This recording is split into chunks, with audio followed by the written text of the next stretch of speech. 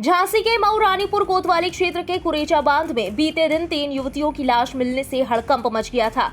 वहीं पुलिस मामले की जांच कर रही थी। पुलिस की तमाम कोशिशों के बाद भी देर रात तक शवों की शिनाख्त नहीं हो पाई थी, लेकिन आज सुबह तीनों शवों की शिनाख्त हो गई है। जानकारी के मुताबिक तीनों युवतियां मऊ रानीपुर कोतवाली क्षेत्र की रहने वाली हैं।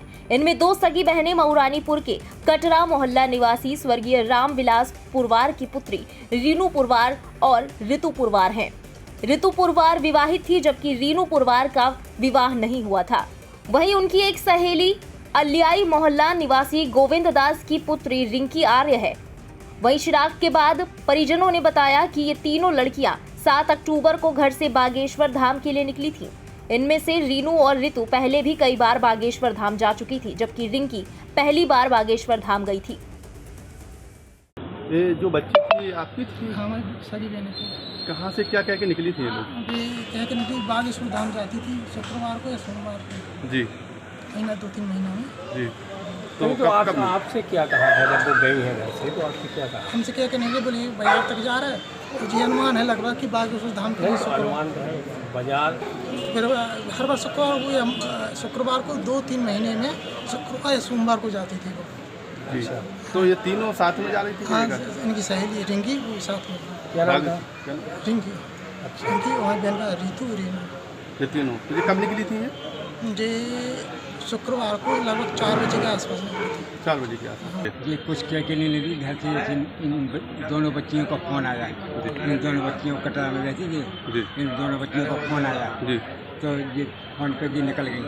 और कुछ क्या के नहीं फ़ोन पे निकल गई तो इनके साथ ये निकल गई। जब रात तक हमने इन लोगों को 7 बजे तक नहीं पता चला, तो हमने इनसे कहा कि भैया पता चलो भी क्या क्यों नहीं आएंगे। ये बोले कि ऐसा कि निकल जाती हैं, अक्सर आ जाती है, 1-2 दिन में आ जाएंगी। हम ठीक है। जब सुबह होगा हम सुबह जब निकले तब मतलब कोई मतलब कोई मालूम नहीं पड़ी। बोले वो तो आ जाएंगी, तुम घबरा। तो हम यहाँ पर नहीं आए। मतलब जी 8 बजे ये दिन में 4 बजे की घटना की बात है। वहीं इस मामले में एसएसपी राजेश एस ने बताया कि डैम में 3 युवतियों की लाशें मिली थी, जिसके बाद शिनाख्त कराने की कोशिश की गई। हालांकि काफी प्रयासों के बाद आज सुबह शवों की शिनाख्त हो गई है, जिसमें 2 सगी बहनें हैं, जबकि एक उनकी सहेली। फिलहाल पोस्टमार्टम रिपोर्ट का इंतजार है और जांच जारी है। साथ ही वो बांध में कैसे पहुंच गई, पुलिस इसकी भी पड़ताल कर रही है।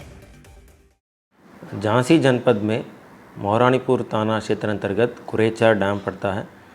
इसमें 8 तारीख को शाम को 3 युवतियों का शव बहके हुए मिली हुई थी, जो सूचना सिंचाई विभाग का कर्मचारी द्वारा दिया गया था।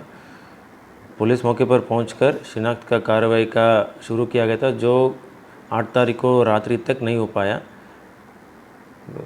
आज सुबह इन तीनों का शिनाख्त हो गई है। उसमें 2 सगी बहनें हैं, उसमें एक शादीशुदा भी है और तीसरा है इन 2 सगी बहनों का सहेली है। ये तीनों महारानीपुर कस्बे में कटरा मोहल्ला और अलियाई मोहल्ला के रहने वाले हैं।